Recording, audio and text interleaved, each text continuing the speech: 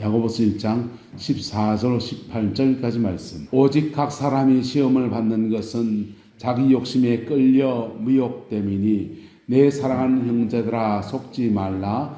그 좋은 은사와 온전한 선물이 다 위로부터 빛들의 아버지께로부터 내려오나니 그는 변함도 없어지고 회전하는 그림자도 없으시니라. 그가 그 피조물 중에 우리로 한 천 열매가 되게 하시려고 자기의 뜻을 따라 진리의 말씀으로 우리를 낳으셨느니라. 아멘. 이 말씀의 축복과 은혜가 저와 여러분과 함께하게 되기를, 여러분의 가정이 함께하게 되기를 예수님의 이름으로 축복합니다. 우리 인생을 살아가면서 많은 시험들 중에서 어떤 시험은 유혹에 속한 시험들도 있고요. 어떤 시험들은 재정에 관한 시험도 있습니다. 하나님의 공급하심을 믿는 저와 여러분 되기를 예수님의 이름으로 축복합니다. 인간의 그 정욕이나 성적인 것이나 이런 것들 속에서 우리 유혹할 때도 있지만은 우리 인생사 속에서 많은 시험거리 가운데 하나는 돈 문제입니다. 재정에 관해서 하나님이 올 한 해 살아가는 중에 풍성히 채우시는 은혜가 있게 되기를 예수 이름으로 축복합니다. 그런데 오늘 14절에 이렇게 말합니다. 오직 각 사람이 시험받는 것은 어디에 끌린다 합니까? 욕심이라는 말을 쓰고 있습니다. 욕심. 물질에 대해서 어떤 일에 대해서 욕심을 가지는데 끌려서 뭐해졌다? 미혹되어진다. 근데 미혹되지 않고 그러면은 하나님이 진리 안의 삶을 어떻게 하시느냐? 내 사랑하는 형제들아 속지 말라. 온갖 좋은 은사와 온전한 선물이 다 위로부터 어디로부터요? 위로부터 누구에게서? 빛들의 어디로부터? 아버지께로부터 내려온다 라고 말씀하고 있어요. 할렐루야. 인생사 살아가는 중에 필요한 것들을 하나님이 공급하시는 아름다운 은혜와 역사가 우리 가운데 풀어지게 되기를 예수님의 이름으로 축복합니다. 자, 하나님이 모든 만물을 지으시고 모든 만물의 주관자이시고, 그런데 하나님의 자녀들을 때로는 굉장히 곤궁한 시간을 지나가게 하실 때가 있어요. 그런데 그거 지나고 나면 이상하게 하나님이 재정에 관해서도 풀어가시는 놀라운 은혜들이 있습니다. 가까이 안강에 가면 안강 영광교회라는 교회가 있습니다. 목사님은 이동석 목사님이라는 분이 목회를 하십니다. 그분은 안강 영락교회에 안수 집사님이셨는데 안수 집사님 때 사고를 하나 쳤습니다. 무슨 사고를 쳤냐? 풍산금속에 근무를 하시는데 이분이 군대 생활을 공수부대를 나왔습니다. 우리 집사님하고 같은 부대인지는 모르겠지만은 그 공수부대를 나왔는데, 공수부대 할 때 이분이 전두환 대통령 시절에 공수부대를 했습니다. 그래서 삼천교육대가 그 공수부대 안에 설치가 돼서 삼천교육대에 입소한 사람들을 막 때리고 구타하고 고문하고 이런 거 다 하는데 그냥 교관으로, 그렇게 삼천교육대 교관으로 그 일을 감당했습니다. 그리고는 그게 끝나고 났더니 전라도 광주에서 광주 민주화운동이 터질 때 진압군으로 들어갔습니다. 그래서 국가 공권력을 가지고서 공권력 안에서 그냥 권력자의 도구가 되어서 어떻게 보면은 사람들을 핍박하고 괴롭히는 일들에 그분이 쓰임받은 거지요. 제대를 하고서는 풍산금속에 근무를 하는데 어느 날 친구들이랑 안수사님이신데 안주사님이셨던가 봐요. 그래서 술을 한 잔 하게 드시고는 열이 뻗친 겁니다. 열이 뻗쳐서 안강 시내 대로 한복판에다가 술 먹고는 그냥 과음을 쳤습니다. 김일성 만세!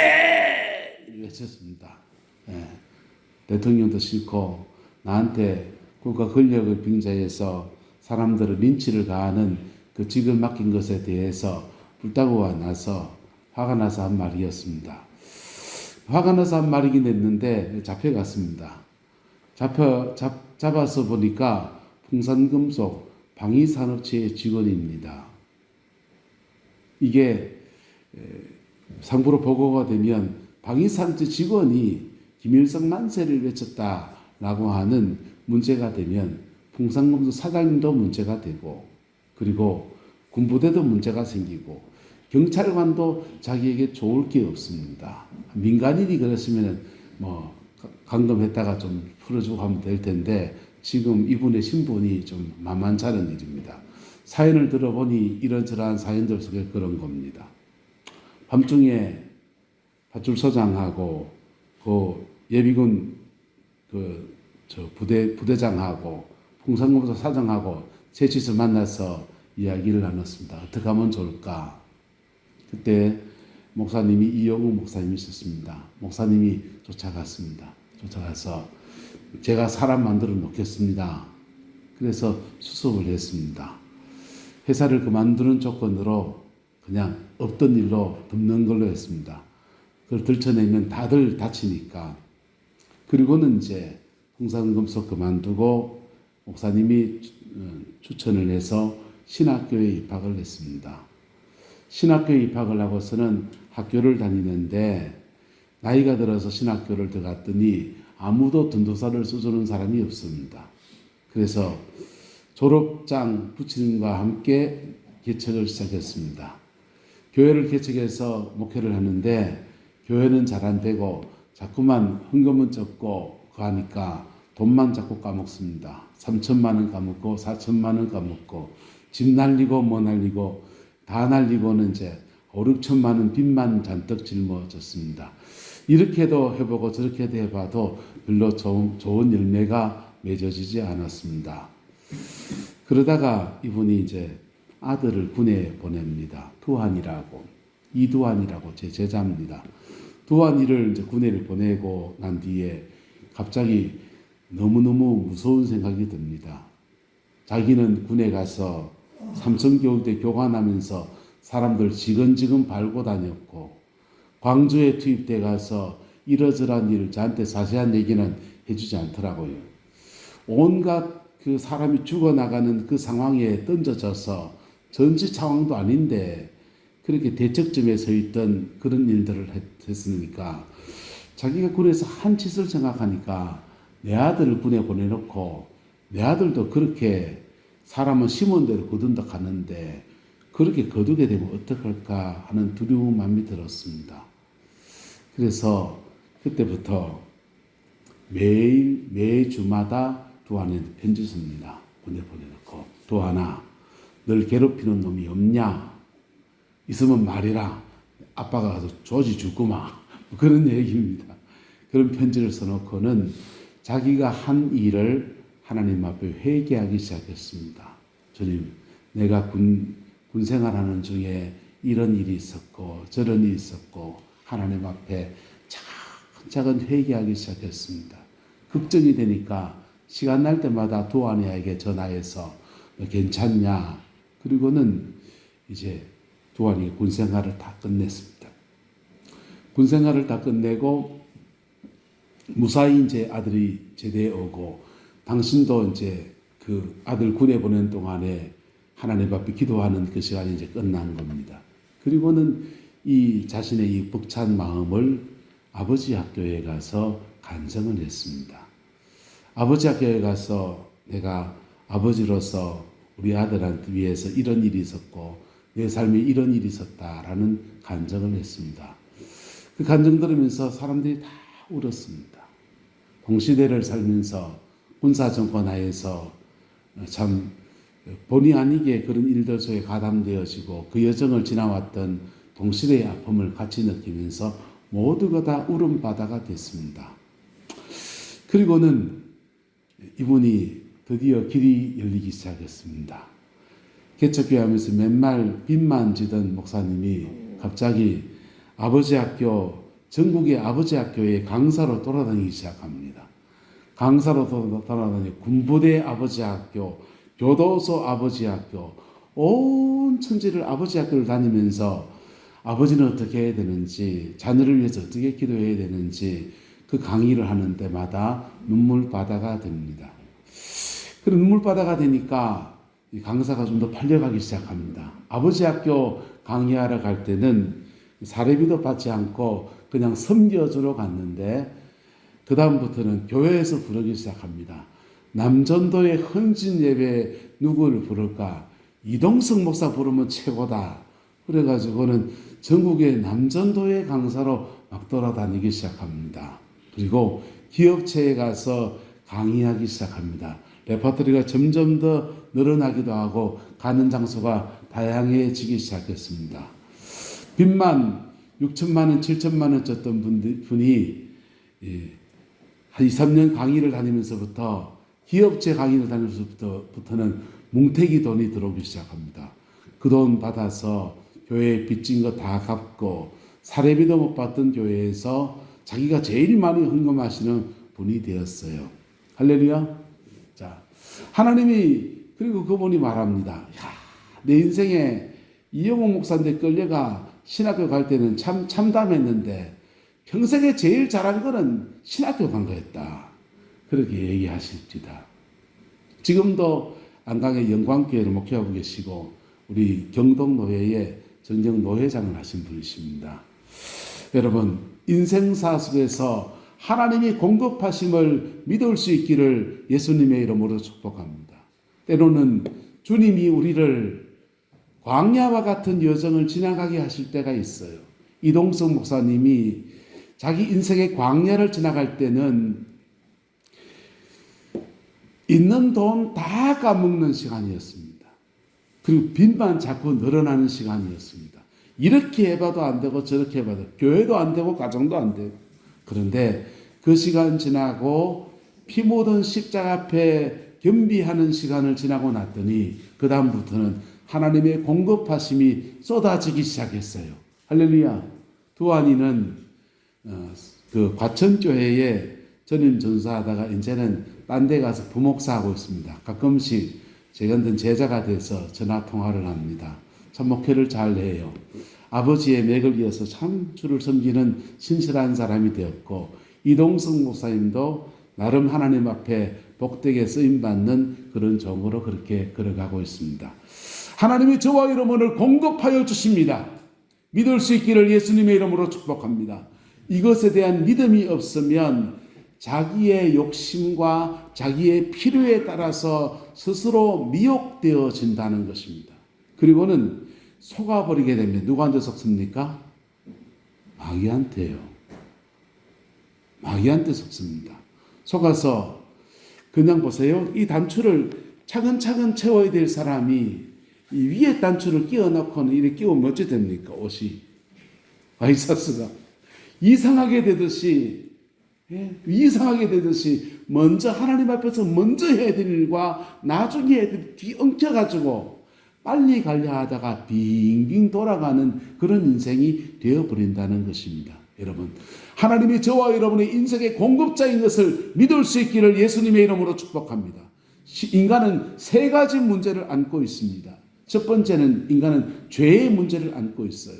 이 죄의 문제를 종교로 해결해 보겠다, 철학으로 해결해 보겠다, 다 실패했습니다. 다 실패했습니다. 불교라는 종교는 사실은 종교라기보다는 철학에 가깝습니다. 근데 스가모니라는 사람이 그 불교 철학을 만들고서 이 사람이 어떻게 살아야 되느냐, 마음을 다 내려놓고 욕심 없이 사는 세계를 만들어 보고자 하는 몸부림들 안에서 불가의 진리들을 이렇게 설파를 했습니다. 근데 그 스가모니 스님이 죽고 난 뒤에 파키스탄 간다라 지방에서부터 해서 불교가 종교화되기 시작했어요. 그리고는 힌두교의 다양한 교리들을 다시 스가모니가 버렸던 것들을 다시 끌어붙여 가지고는 불교가 종교가 되어버렸습니다. 그리고는 나름 고등 종교니까 8가지 정한 도리에 대한 얘기를 하고서 팔정도 8가지 정한 도리를 가지고 사람이 살아가야 된다는 얘기를 해요. 근데 문제는 8가지 정한 도리를 가지고 살아갈 수 있는 힘은 우리에게 없다는 겁니다.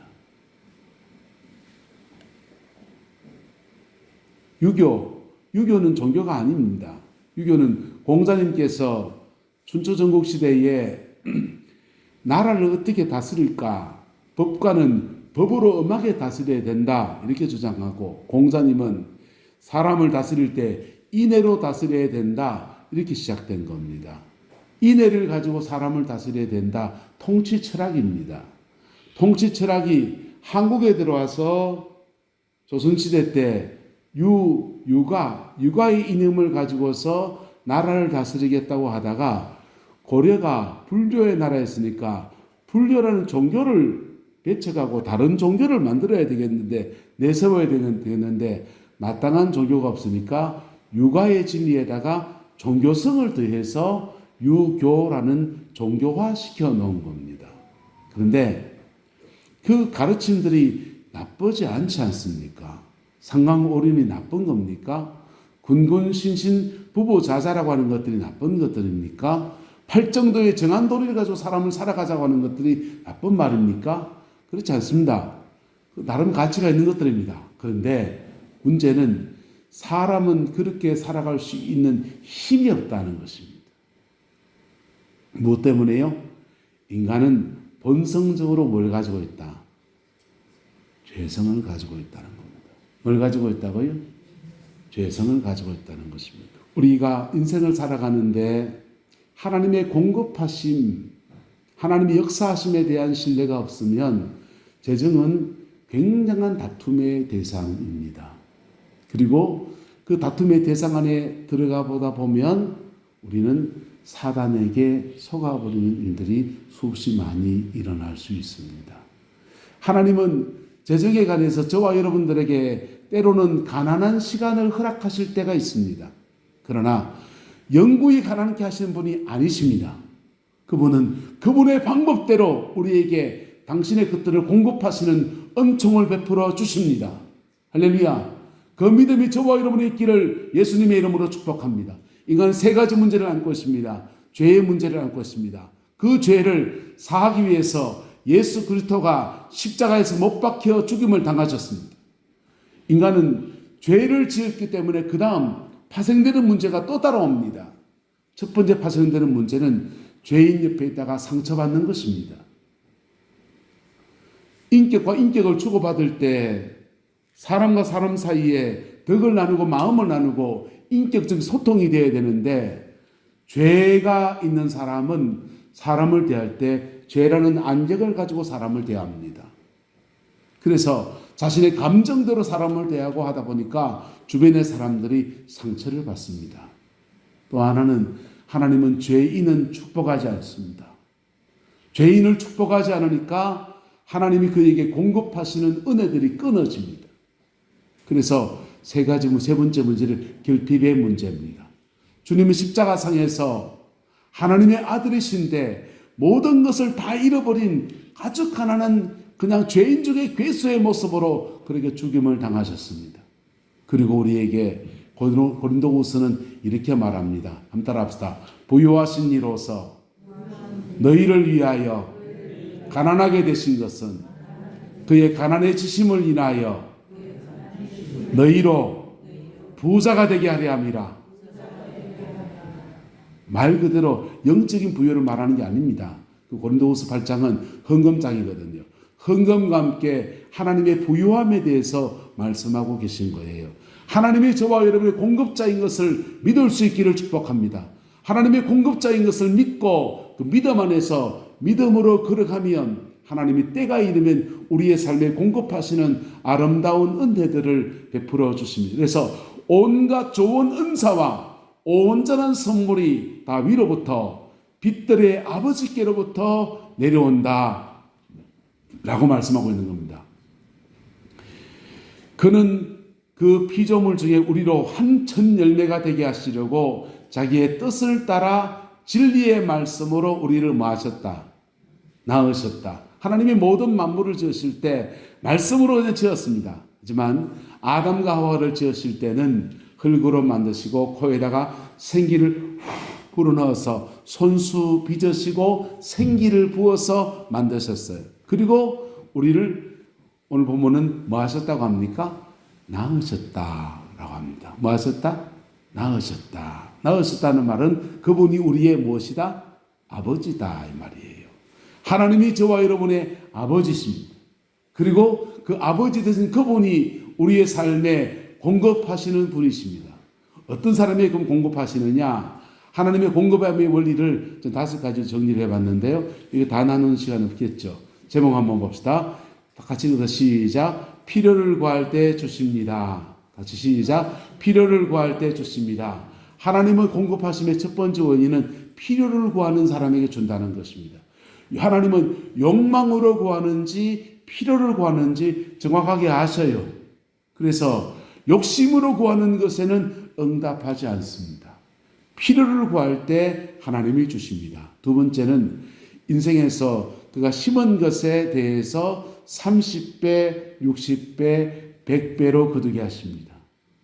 세 번째는 하나님의 그 사명을 위해서 하나님의 복을 구할 때 하나님은 허락하십니다. 네 번째는 영적 전쟁에 승리할 때 전리품으로 주어져요. 다섯 번째, 그 모든 것에 한마디로 하면 영혼 잘 되는 것이 먼저예요. 할렐루야. 안산에 가면 시영교회라는 교회가 있습니다. 그 교회 금병학 목사님이라는 분이 목회를 하시는데요. 금 목사님이 청년 시절에 군대 갔다 와가지고는 노가다판에 뛰어들었습니다. 나 이제 군대 갔다 와서 어른이니까 학비는 내가 벌어가지고 학교를 다녀야지 마음 먹고서는 군대 갔다 와서 몇 달 동안 노가다 했습니다.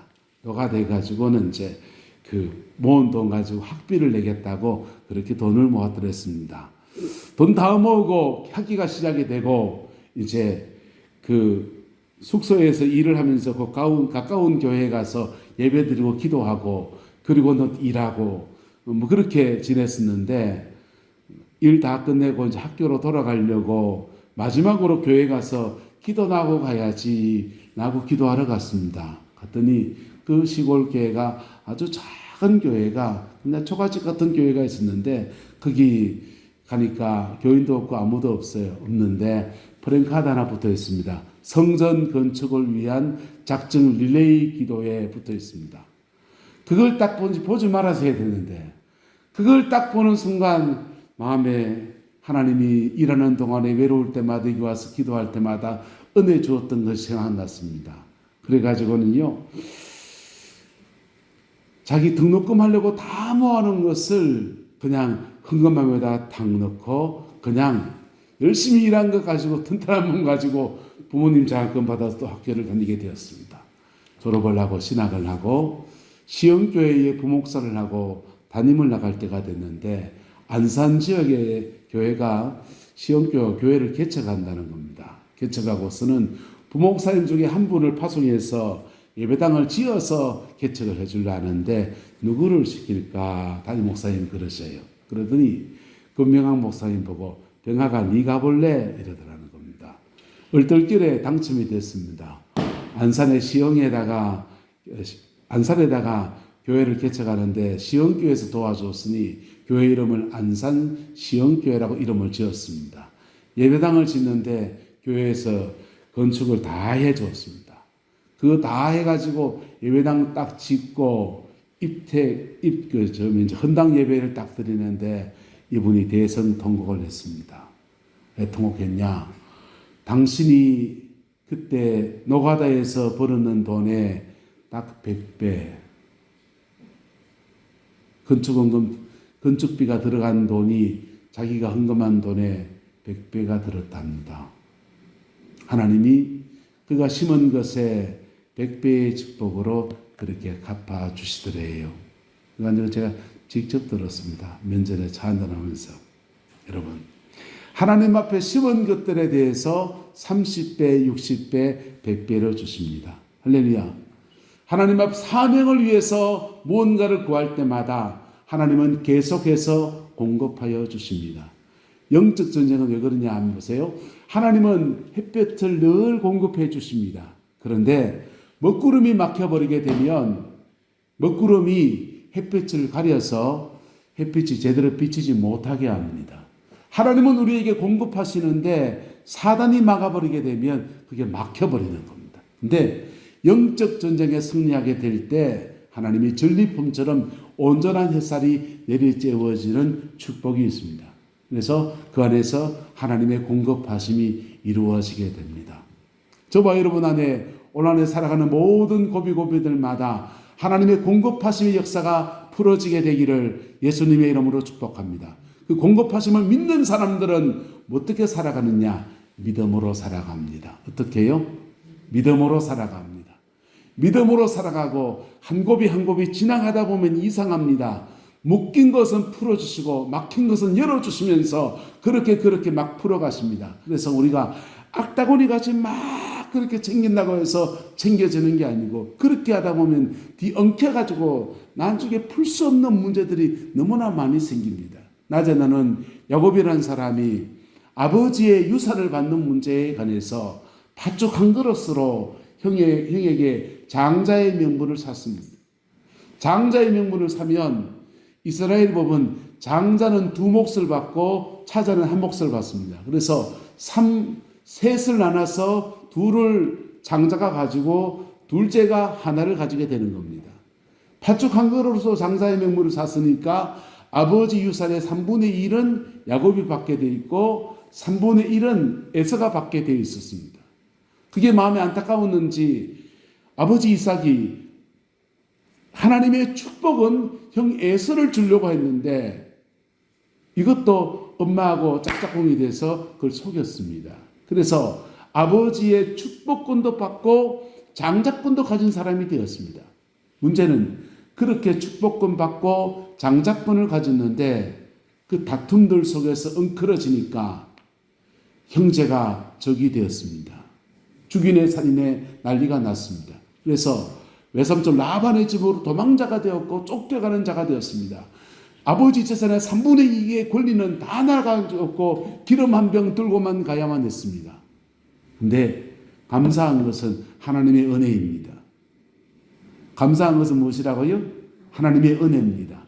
야곱은 외삼촌 라반의 집에 가서 온 고생을 하는데 그 고생 중에 몸으로 배운 진리가 하나 있습니다. 한번 따라합시다. 하나님은 나의 공급자이시다. 하나님은 나의 공급자이신 것을 외삼촌 라반의 집에 가서 배웠습니다. 라반이 그를 속이려 하고 수없는 사건이 일어나는데 계속해서 하나님은 야곱의 삶에 재적을 더하시는 은혜를 주셨어요. 그랬더니 하나님의 공급자인 것을 믿는 믿음 안에 살았더니 그는 그 많은 부유함을 가지고 고향으로 돌아올 때 에서에게 예물을 준비합니다. 그리고 아버지가 남겨놔둔 유산에 대해서 내 것 내놔라 말을 하지 않습니다. 하나님의 공급하심. 할렐루야. 저와 여러분들 안에 이 믿음이 있게 되기를 예수님의 이름으로 축복합니다. 하나님의 나의 공급자인 것을 믿는 사람들은 세상으로부터 공급받는 것에 대해서 여러분 어떤 것은 당연한 것들입니다. 직장에서 공급받는 게 당연합니다. 가족 간에 부모의 유산을 받는 것도 권리일 수 있습니다. 그런데 그런 것들이 단절되고 끊어진 고백 속에서 신앙의 마지막 보루를 지킵니다. 형제 간의 덕을 지킵니다. 가족 간의 도리를 지킵니다. 그리고 믿음으로 살아가는 정도를 지켜갑니다. 남의 집 담을 넘어가지 않습니다. 그리고 그의 삶에 채우시는 하나님의 공급하심의 역사가 그 안에서 풍성게 되는 것들을 몸으로 경험하게 됩니다. 할렐루야. 저와 여러분의 이야기가 되기를 예수님의 이름으로 축복합니다. 하나님은 우리의 공급자이십니다. 할렐루야. 이것을 배운 사람들은요, 가난의 죄도 괜찮고요, 부유의 죄도 괜찮고, 비천의 죄도 괜찮고, 일체의 비결을 배웠다라고 하는 사도 바울의 고백이 그의 입술의 고백이 되는 것입니다. 그 은혜와 축복이 저와 여러분과 함께하게 되기를 예수님의 이름으로 축복합니다. 기도하겠습니다. 좋으신 아버지 하나님, 하나님이 우리 공급자인 걸 믿습니다. 당신께서 우리의 삶을 공급하시고 당신께서 우리의 인생을 끌어가시는 것들을 믿습니다. 그 안에서 우리의 남은 인생을 축복하여 주시고 그 안에서 우리의 자녀들을 축복하여 주셔서 때마다 시마다 하나님의 공급하심이 풀어지고 역사되어져서 그의 인생에 부족함이 없는 은혜가 있게 역사하여 주옵소서. 여호와는 나의 목자이시니 내가 부족함이 없으리라는 고백이 우리의 고백이 되기를 소망합니다. 성령님 역사해 주옵소서. 예수님 이름으로 축복하며 기도드리옵나이다. 아멘.